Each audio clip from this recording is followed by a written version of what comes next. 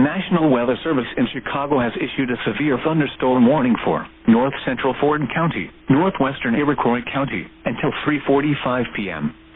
At 3:10 p.m., severe thunderstorms were located along a line extending from near Cullum to Forest, moving east at 60 miles per hour. Expected hazards include 60 miles per hour wind gusts. This is a radar-indicated threat. The following impacts are expected. Expect damage to roofs, siding, and trees. Locations impacted include Gilman, Clifton, Chebens, Piper City, Ashcombe, Danforth, Cabaret, Kempton, and Stale.